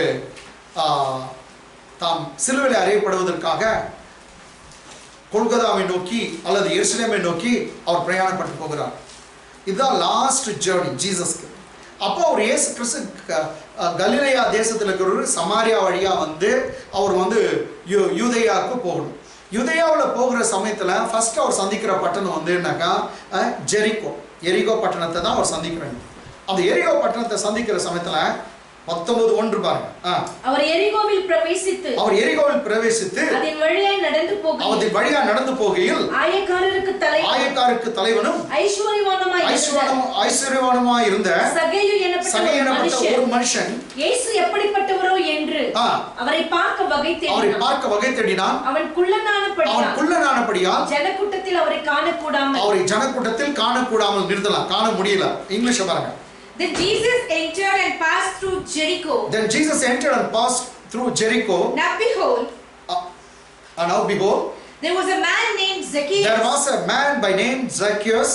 Who was a chief tax collector. And was rich. And he sought to see. He was sought to see who Jesus was. But could not because of the crowd. For he was of short stature. Because he was a short stature. Okay, இப்போ நம்ம சகையை பத்தி உங்களுக்கு நான் எதுவும் சொல்ல அவசியம் இல்லை. பெரிய பணக்காரன், சீஃப் டேக்ஸ் கலெக்டர். நல்லா இந்த காலத்துல வந்து ஒரு சீஃப் டேக்ஸ் கலெக்டர்னா நாங்கள் ரெவன்யூ இன்ஸ்பெக்டர் இடங்களா வசூல் பண்றதுல, சுங்க வரி வசூல் பண்றதுல சீஃப் டேக்ஸ் கலெக்டர். நெக்ஸ்ட் அவர் கொஞ்சம் ஷார்ட் ஸ்டாச்சரா இருந்தார், குள்ளனா இருந்தாரு. ஆனா ரொம்ப இன்டெலிஜென்ட், ரொம்ப படிப்பாளி தான், நிறைய பணத்தை சம்பாதிக்கிறார். நெக்ஸ்ட் பைபிள் சொல்லுது, அது பின்னாடி வசனத்துல அவர் ஒரு பாவியாவே இருந்தார். ஏழாம் வசனத்து பிரகாரம் பாருங்க. ஏழாம் வசனம். அதை கண்ட யாவரும் இதை கண்ட யாவரும் இவன் பாவியான மனுஷனிடத்தில் தங்கும்படி போனார். அப்ப இவனை பற்றி சொல்லுகிறது இவன் ஒரு பாவி அப்படின்னு பைபிள் சொல்லுது. பாவம் பணம் இருக்குது என்ன செய்தாரோ தெரியல, இவர் ஒரு பாவின்னு பைபிள்ல சொல்லுகிறது. மற்ற ஜனங்களா பேசிக்கிறாங்க. ஏழாம் வசனம் இங்கிலீஷ்ல பாருங்க. But when they saw it, they all murmured, saying, he has gone to be a guest with a man who is a sinner. He has gone to be a guest with to a man who is a sinner. Amen. Jesus has gone as a guest to a man who is a sinner. சகேயு வீட்டுக்கு அவர் போறது வந்து அப்படி பார்த்து சொன்னாங்க. So இங்க பாவின்னு சொல்லப்படுது.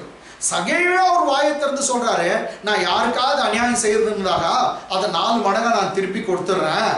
என் இதுல வந்து பணத்துல நிறைய இருக்குது, ஏன் எங்களுக்கு பாதி கொடுத்துறேன். அப்ப அவன் அநியாயம் செய்திருக்கிறது அவர் சொல்றார்.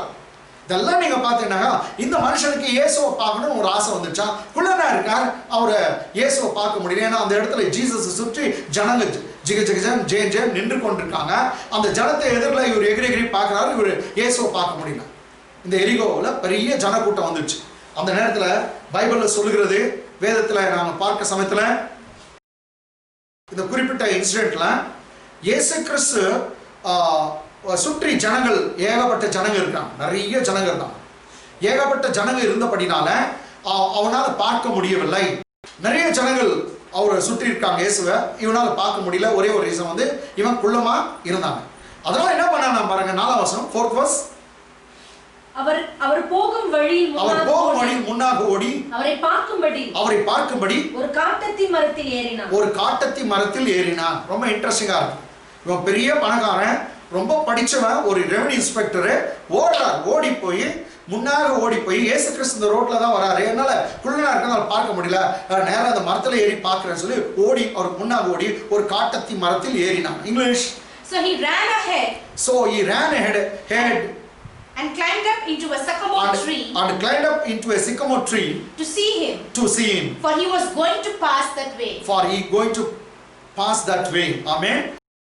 இயேசு கிறிஸ்து அந்த ரோடு வழியா அந்த சாலை வழியா அந்த மரத்து பக்கத்துல கடந்து போக அவன் முன்னால ஓடி மரத்துல ஏறி உட்கார்ந்துட்டான். இயேசு அந்த இடத்துல வந்தபோது 5ஆம் வசனம் ரொம்ப இன்ட்ரெஸ்டிங்கா. இயேசு அந்த இடத்தில் வந்தபோது அண்ணாந்து பார்த்து அவனை கண்டு. இதுதான் எனக்கு ரொம்ப வேடிக்கையா இருக்குது. அவன் பார்க்க வேண்டும்னு இயேசுவை ஆசைப்படுறான், இவரு தான் அண்ணாந்து பார்த்தான். அவன் பார்க்க வேணும்னா இயேசு பார்க்க ஆரம்பித்தார். ஏன்னா இவனுக்காகவே வந்து கொண்டிருக்காங்க. Praise God. நீங்க சொல்லலாம், இல்ல என்ன திடீர்னு தான் பார்த்துருப்பார். நோ, அவன் பேரு தெரிந்து எல்லாம் தெரிந்து இயேசுக்கு. அவன் ஆச்சரியப்பட்டு போனான். இயேசு அந்த இடத்தில் வந்து அண்ணாந்து அவர் பார்த்தார். ஆமா, காணாத போனவங்களை கண்டுபிடிக்க தான் அவர் வந்தார். பைபிள் சொல்லுது, அவர் அண்ணாந்து பார்த்து அவனை கண்டு, சகேயுவே நீ சீக்கிரமா இறங்கி வா, இன்றைக்கு நான் வீட்டிலே தங்க வேண்டும். இதெல்லாம் நீங்க பாத்தீங்கன்னாக்கா இந்த காலத்து பாஸ்டருங்க நம்ம எல்லாம் நிறைய பாடத்தை கத்துக்கணும். அவன் பாவ மன்னிப்பு கேட்டானா? இல்ல. இயேசுவே நான் மன்னிச்சுடுன்னு சொன்னானா? இல்ல. ஆனா அவன் வீட்டுல நான் தங்குறேன்னு சொல்றேன், உங்க வீட்டுல நான் சாப்பிட்றேன், அவன் கூட சொந்தம் கொண்டாட அவர் போகிறான். ஆனா இன்றைக்கு அப்படி இல்லை, நான் பார்க்கல. அவன் பாவ மன்னிப்பு கேட்டதா ஒன்னும் சொல்ல, ஆனா கர்த்தர் அவன் வீட்லயே என்னங்க பிரசனம், பாவம் இருந்தா பிரசனம் வராதுன்றாங்களே பாருங்க, நேரா பிரசனம் இல்லை, அவரே போறார். பாவம் மன்னிப்பா ஒன்றும் இது இல்லை, இது பின்னாடிதான் அவன் கேட்கிறான். இதுதான் தேவ பிரசனம். கொஞ்சம் வருஷமா பாவம் செய்து இருந்தாங்க, தேவ பிரசனம் ஓடிடும். எங்க ஓடிடும்? இங்க தேவனே போறார். பிரசனம் என்னங்க? அவரே போறார். ஆமென். பைபிள் சொல்லுது 5ஆம் வசனம் இங்கிலீஷ்ல பார்த்தலாம். And when Jesus came to the place, he looked up and saw him. Because Zacchaeus was sitting, or he climbed up on the tree and he was there on the branch. So when Jesus went to that particular place, he lifted up his eyes and saw him and said to him, Zacchaeus, make a haste and come down. For today I must stay at your house. Not tomorrow, not day after tomorrow, not after you ask for forgiveness. Today I am going to stay in your home. Jesus said. Amen. இன்னைக்கு நான் உன் வீட்டில தங்க வேண்டும். Bible 6ஆம் வசனம் என்ன சொல்லுது? அவன் சீக்கிரமா இறங்கி சந்தோஷத்தோடு அவரை அழைத்துக் கொண்டு போனான். இங்கிலீஷ்ல பாருங்க. So he made haste So he made haste and came down and received him joyfully. இயேசுவை அவங்க வீட்டுக்கு அழைத்து கொண்டு வராங்க. அது பின்னாடி என்ன தெரியுங்களா, எல்லாம் முறுமுறுக்காங்க, பாவி கிட்ட போயிட்டார், அக்கிரமக்காரங்க கிட்ட போயிட்டார் அப்படின்னு சொல்லி எல்லாம் பேசுறாங்க.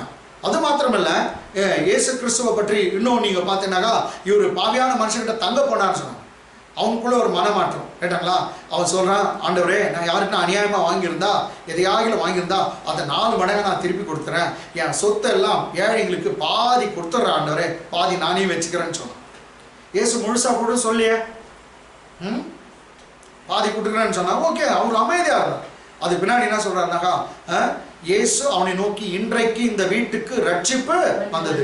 Today salvation has come to this house. இவனும் ஆபிரகாமுக்கு குமாரனா இருக்கிறானே. இயேசு கிறிஸ்து 18 வருஷமா கூனியா இருந்த அந்த பெண்ணுடைய முடிச்சு அவுத்து விட்டு அவளை சுகம் கொடுத்து சொன்னா, இவனும் ஆபிரகாமின் குமார்த்தியா இருக்கிறாள் என்று சொன்னான். இந்த இடத்துல சகைவர் ரட்சிக்க வந்தவர், இவனும் ஆபிரகாமின் குமாரன். ஆபிரகாமின் குமாரன் ஒருத்தர் அடிமையா இருக்காது, என் பிள்ளை பாவத்துக்கு அடிமையா இருக்கிறான், பணத்துக்கு அடிமையா இருக்கிறான் அப்படின்னு சொல்லி அவனை காப்பாற்றினார், ரட்சித்தார். ஆமென். இப்ப லாஸ்டா என்ன பாருங்க, இயேசு கிறிஸ்து தேடி வந்தான்றத 10ஆம் வசனத்துல நிரூபிக்கிறார். அதுக்காக தான் இவ்வளவு பெரிய ஸ்டோரி. இழந்து போனதை தேடவும் ரட்சிக்கவுமே மனுஷகுமாரனாகிய இயேசு கிறிஸ்து வந்திருக்கிறார் என்றார். இந்த ஸ்டோரி எப்படி எண்ட் ஆகுது பாருங்க, இழந்து போனதை தேடவும் ரட்சிக்கவுமே மனுஷகுமாரன் வந்திருக்கிறார். ஆமென்.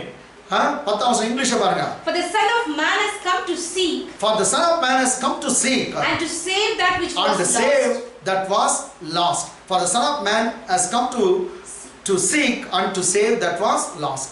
So he was seeking after the lost sheep. காணாம போன ஆடுகளை தேடிக்கொண்டு அவர் வந்தார். எனக்கு பாருங்க, இப்படிப்பட்ட இயேசுவை தான் நீ நாம பார்க்கணும்.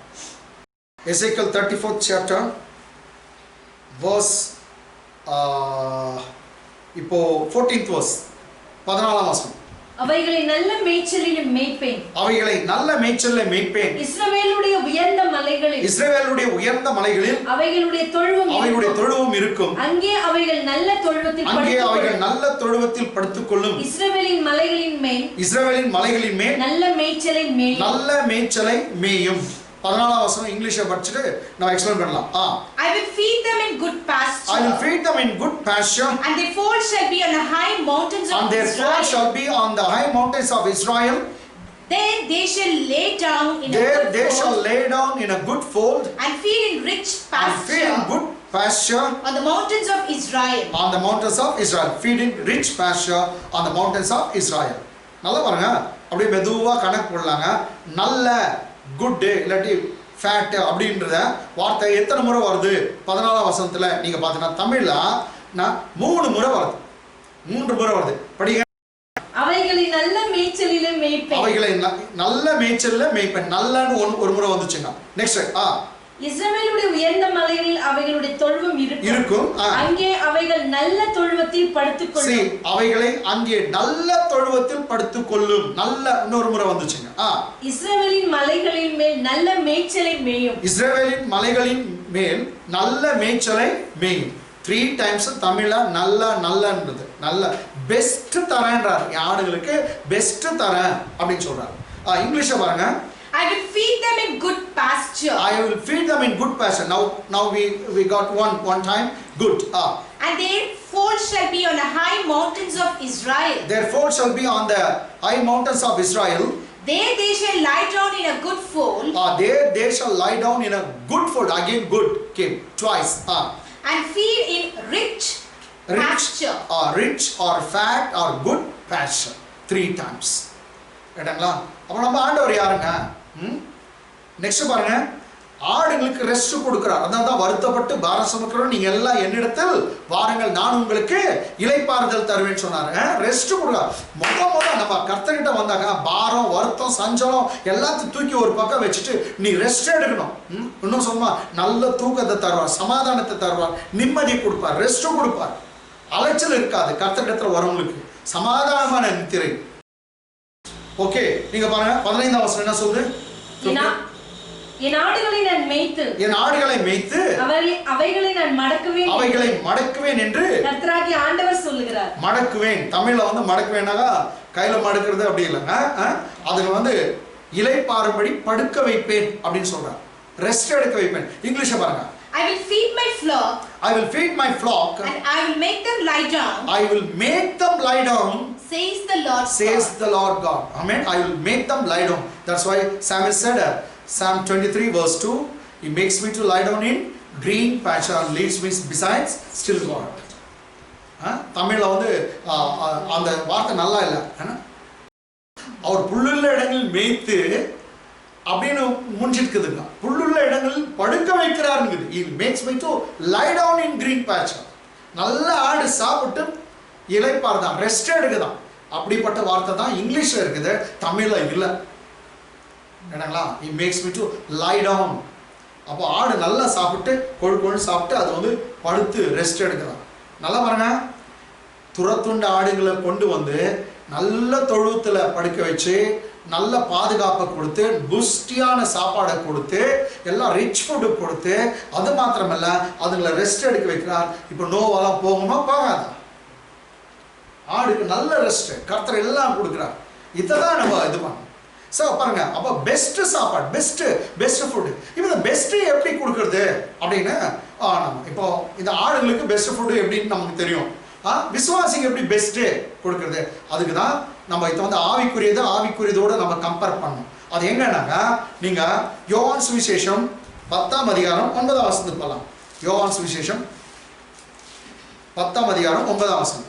நானே வாசல், என் வழியாய் ஒருவன் உட்பிரவேசித்தால் அவன் ரட்சிக்கப்படுவான். அவன் உள்ளும் புறமும் சென்று மேய்ச்சலை கண்டடைவான். இங்கிலீஷ்ல பார்க்கலாங்க. I am the door. If anyone enters by me, he will be saved. And will go in and out. And find pasture. Say, நானே வாசல், என் வழியா ஒருவன் உட்பிரவேசித்தா உள்ள வந்துட்டான் அவன் ரட்சிக்கப்படுவான். உள்ளும் புறமும் சென்று ஆடுகளுக்கு நல்ல மேய்ச்சலை கண்டடைவான். அந்த ஆடு நிறைய மேய்ச்சலை கண்டடையும் அப்படின்னு சொல்லுது. எங்க உள்ள வந்தாதான். இது என்னன்னா, நீங்க I am the gate or I am the door. If anyone enters by me, so Jesus wants that sheep has to enter into him, then only it will get saved. அப்பதான் if anyone enters by me he shall be saved and he will go in and out find pasture. அப்போ அவருக்குள்ள இருக்கணும். அப்போ உனக்கு எனக்கு நல்ல மேய்ச்சல், நல்ல அனுபவம், நல்ல ஆரோக்கியமான உபதேசம் எப்போ கிடைக்குனாக்கா, ஒவ்வொரு பாஸ்டரும் ஒவ்வொரு விசுவாசிக்கும் நீ நானும் கற்றுத்தர வேண்டிய விஷயம், நீ நானும் கிறிஸ்துவுக்குள் இருக்கிறோன்னு எப்போ ஒரு விசுவாசிக்கு தெரியுதோ அப்பதான் பெஸ்ட் ஃபீடிங் அவங்களுக்கு கொடுக்க முடியும். ஒரு விசுவாசிக்கும் நாம் கிறிஸ்துக்குள்ள இருக்கணும். ஏன்னா புதிய ஏற்பாடு முழுதும் பாருங்க எல்லாம் கிறிஸ்துக்குள்ள தான். கிறிஸ்துக்குள் வாக்குத்தத்தங்கள் ஆமென் என்றும் இருக்குது. எல்லாம் நீங்க பாருங்க, கிறிஸ்து மரிக்கிறது கூட கிறிஸ்துக்குள்ள தான் மரிக்கிறாங்களாம். பேசும்போது ஒண்டி சொல்றாங்க கிறிஸ்துக்குள் பிரியமானவர்களே, பேசும்போது ஒண்டி கிறிஸ்துக்குள் பிரியமான. எப்போதும் தான் பிள்ளைங்க கர்த்தர் கிறிஸ்துக்குள்ள இருக்கிறது தான் சொல்றாங்க.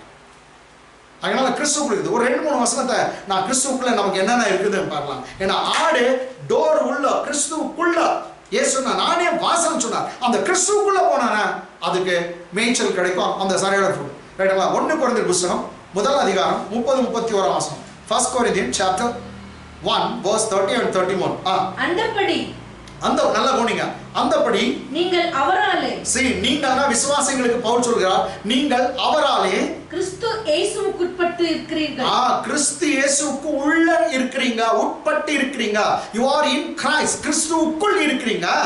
எழுதியிருக்கிறபடி மேன்மை பாராட்டுகிறவன் கர்த்தரை குறித்து மேன்மை பாராட்டத்தக்கதாக அவரே தேவனால் நமக்கு ஞானமும். கிறிஸ்துவுக்குள்ள இருக்கிற நமக்கு பத்தி பேசுது. நம்ம எல்லாருக்கும் அவரே கிறிஸ்துவே என்னவா இருக்காரா?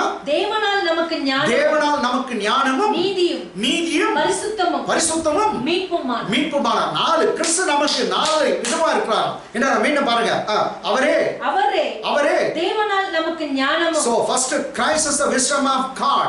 Is the wisdom of God, not wisdom of this world. Wisdom of God. Christ become wisdom of God for us if we are in Christ. Since we are in Christ, Jesus is our wisdom. நீ நான் கிறிஸ்துவுக்குள்ள இருக்கிறோம். இயேசுவே நமக்கு தேவ ஞானமா இருக்கார். ஒண்ணு. Next நீதியும். தேவனுடைய நீதியா இருக்கிறார். அப்போ உனக்கு எனக்கு நீதி வந்து கிறிஸ்து தான் நீதி. அப்போ நீ நீதிமானான்னு கேட்டா நான் அடிச்சு சொல்லுவேன். நான் கிறிஸ்துவுக்குள் நீதிமானா இருக்கிறேன். ஏன்? வேற ஏன் கிரியனால அல்ல.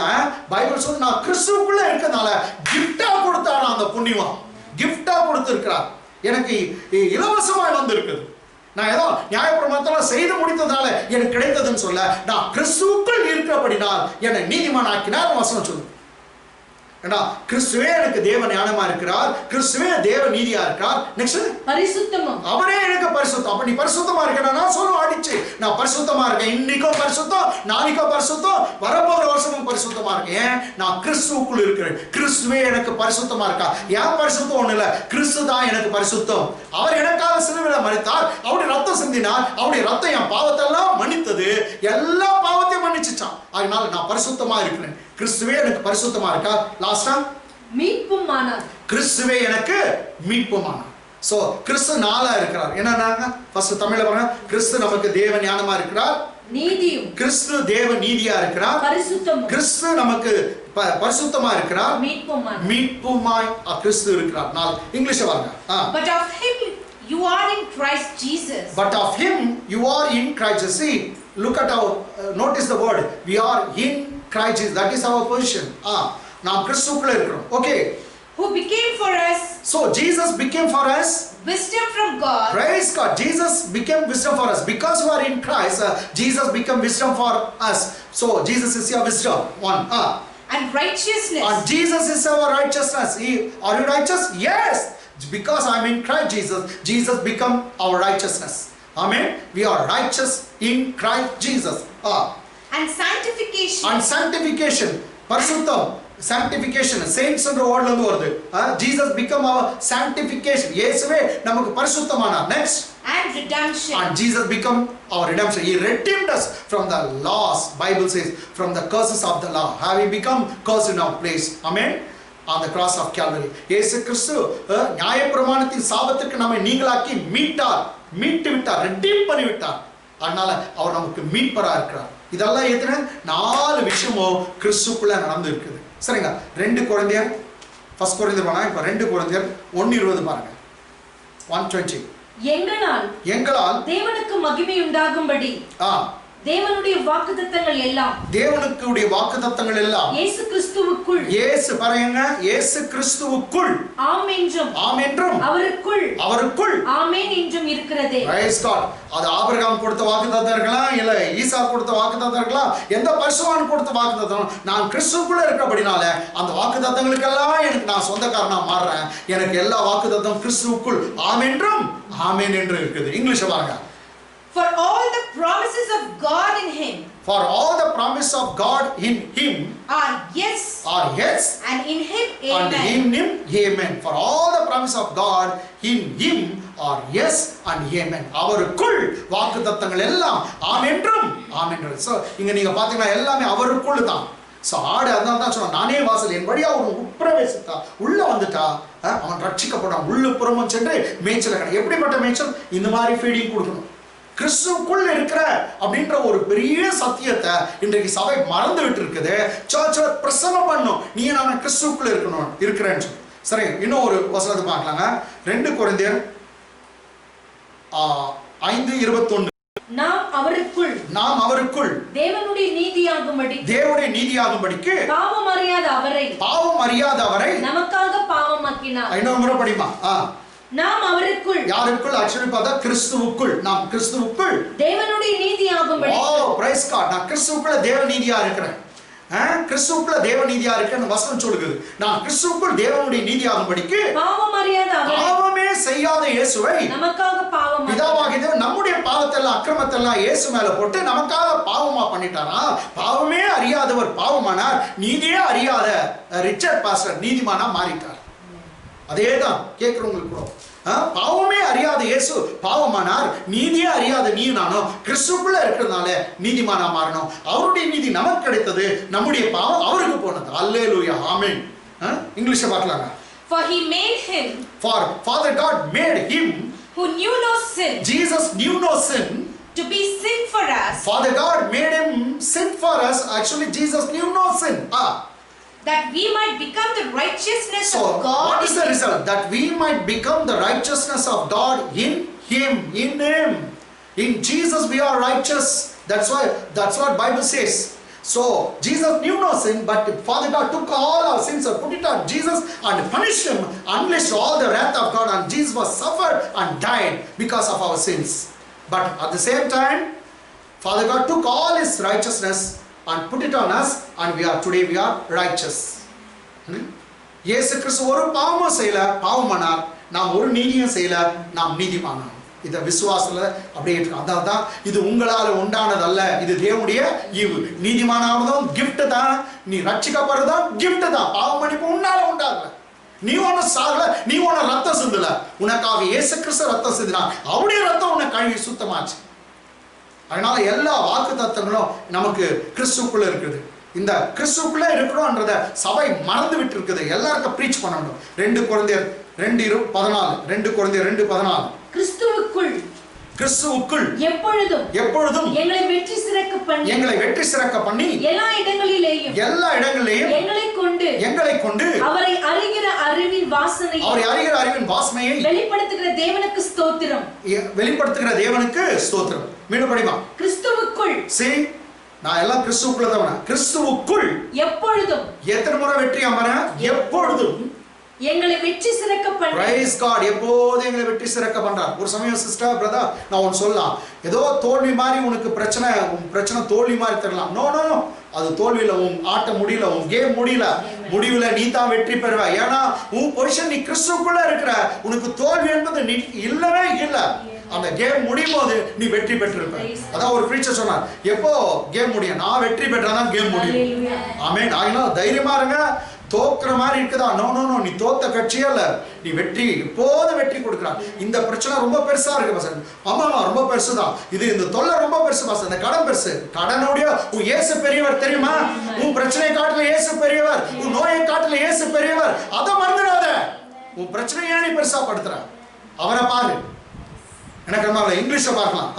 Now thanks be to God. Now Saint Paul begins to thanks God. What did he say? Now thanks be to God who always lead us in triumph into triumphant or success or in victory in Christ and through us diffuses the fragrance of his knowledge. Through us diffuses the fragrance of knowledge in every place. Amen. Okay, the first part of the thing. Now thanks be to God who always lead us in triumph in Christ. Amen. So praise be to God who always leads us into triumph, or always leads us into success, always leads us in victory in Christ Jesus. கிறிஸ்துவுக்குள்ள எப்போதும் வெற்றி கொடுக்கிற தேவனுக்கு ஸ்தோத்திரம். அதனால பயப்படாதீங்க, உங்களுக்கு வெற்றி தான். கடைசியா நீங்க பார்த்தீங்கன்னா கர்த்தர் ஆவியில நமக்கு சீல் கூட போட்டுக்கிறாங்க. கிறிஸ்துவுக்குள்ள என்ன அர்த்தம்? சீல் போட்டுக்கிறாரு. நான் என் வருகையில நீ எடுத்துக்கொள்ளப்படுவேன், உன் வருகையில நான் உன்னை விட்டு போயிட மாட்டேன்னு சொல்ல, உன்னை நீ எடுத்துக்கொள்ளப்படுவேன், நீ மீட்கப்படுவேன்றதுக்கு சீல் போட்டிருக்காங்க. எபேசியர் புஸ்தகம், எபிஷியன்ஸ் 1st chapter, எபேசியர் 1 அதிகாரம் 13-14. நீங்களும் உங்கள் ரட்சிப்பின் சுவிசேஷமாகிய சத்திய வசனத்தை கேட்டு விசுவாசிகளான போது, எப்போ நீ சத்திய வசனத்தை கேட்டு ரட்சிக்கப்பட்டு விசுவாசி ஆனியோ, வாக்குத்தத்தம் பண்ணப்பட்ட பரிசுத்த ஆவியால் அவருக்குள் கிறிஸ்துவுக்குள் என்ன ஆயிட்டீங்க? முத்திரை போடப்பட்டிருக்கிறீர்கள். அவருக்கு சொந்தமானவர்கள் அவருடைய மகிமைக்கு புகழ்ச்சியாக மீட்கப்படுவார்கள் என்பதற்கு ஆவியானவர் நம்முடைய சுதந்திரத்தின் அச்சாரமாய் இருக்கிறார். கிறிஸ்து இயேசுக்குள்ள உனக்கு கேரண்டி கொடுத்திருக்கார். நீ கிறிஸ்துவுக்குள்ள முத்திரை போடப்பட்டிருக்க. கட்டாயம் நீ மீட்கப்படுவாய். இன்னும் சொல்லணுமா, கர்த்தர் உன் பாவத்தை எல்லாம் மன்னித்து இருக்கிறான்னு கர்த்தர் முத்திரையே போட்டிருக்கார். பரிசுத்த ஆவிக்குள் நீ அவருடைய சொந்த பிள்ளை. இங்கிலீஷ்ல பார்த்து முடிச்சிடலாம். In him you also trusted. See again, in him also trusted. After you heard the word of truth, the gospel of your salvation. In whom also having believed you were sealed with the Holy Spirit of promise. Of promise. Amen.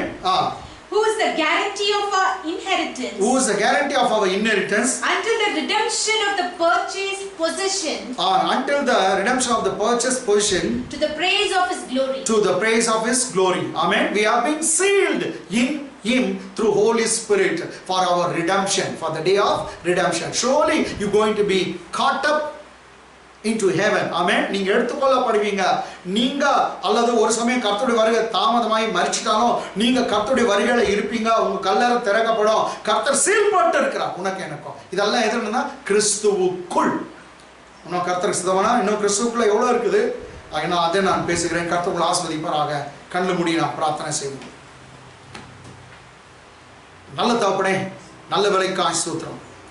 காணாமல் போன ஆடுகளை மேய்ப்பர்கள் பாஸ்டர்கள் தேடாவிட்டாலும் அதை தேடி நானே வந்தேன் என்று அப்பா எசேக்கியேல் புத்தகத்தில் நீங்க சொல்லி நல்ல மேய்ப்பராக இருந்து காணாமல் போனதெல்லாம் துரத்துண்டதெல்லாம் மீண்டும் திருப்பி கொண்டு வந்ததுக்காய் ஸ்தோத்திரம். சகைவை திருப்பி கொண்டு வந்தீங்களே, எத்தனையோ நோயாளிகளை நீங்க சுகமாக்கினீங்களே, உமக்கு நன்றி அப்பா. நான் என் ஆடுகளை அப்பா நீ சொன்னீரே, நான் சுகமாக்குவேன், பலவீனமானவர்களை பலப்படுத்துவேன், நசல் கொண்டவர்களை நான் சுகமாக்குவேன், காயப்பட்டதுக்கு காயம் கட்டுவேன் என்று சொன்னேன். நீ சுகமாக்குற வைத்தியனா இருக்கிறதுக்கா நன்றி அப்பா. எங்களையும் சுகமாக்கி இன்னைக்கு கிறிஸ்து இயேசுவின் தாழ்வினாலே சுகமாக்கினதுக்கா நன்றி. எங்களை இம்மட்டமாய் நீ ஆசீர்வாத கிருபைகளுக்கா நன்றி. வந்த ஒவ்வொருவரையும் ஆசீர்வதியும் அப்பா. இந்த வாரம் முழுவதும் வெற்றியின் வாரமா இருக்கட்டும், இந்த மாதம் முழுவதும் வெற்றியின் மாதமா இருக்கட்டும், இந்த பிள்ளைகளுடைய தேவைகள்லாம் சந்திக்கிற மாதமா இருக்கிறதுக்கா நன்றி. நல்ல தொழுவத்தை தருகிறீர் அப்பா, நல்ல அப்பா மேய்ச்சலை தருகிறீர் தாப்பனே, நல்ல பாதுகாப்பு தருகிறீர், எல்லாம் எங்களுக்கு பெஸ்டே தருகிறீர். கிறிஸ்துவுக்குள் வாக்கு தத்தங்கள்லாம் ஆமென்றும் ஆமென் என்றும் இருக்கிறது என்று நாங்கள் பார்க்கிறோமே. கிறிஸ்துவுக்குள் எங்களை வைத்திருக்கிறதுக்காக நன்றி, பெரிய ரட்சிப்புக்காக நன்றி. இயேசுவின் நாமத்தில் ஜெபிக்கிற நல்ல பிதாவே, ஆமென். தலைகளை தாழ்த்தி தேவனுடைய ஆசீர்வாதத்தை பெற்று நம்முடைய பிதாவாகிய தேவனுடைய அன்பும் குமாரனாகிய இயேசு கிறிஸ்துவின் கிருபை பரிசுத்த ஆவியானுடைய அன்பும் ஐக்கியமும் சவகாசமும் வெற்றியும் வாழ்வும் சுகமும் பலமும் ஆரோக்கியமும் நம் அனைவரோடும் சகல பரிசுத்தவான்களோடும் இன்று வேண்டும் சதா காலம் தங்கியிருப்பதாக. எல்லாம் சேர்ந்து சொல்லலாம். என் ஆத்துமாவே கர்த்தரை ஸ்தோத்திரி, என் முழுமே பரிசுத்த நாமத்தை ஸ்தோத்திரி, என் ஆத்துமாவே கர்த்தரை ஸ்தோத்திரி, கர்த்தர் சகல பாருங்கள். God bless you. God bless you.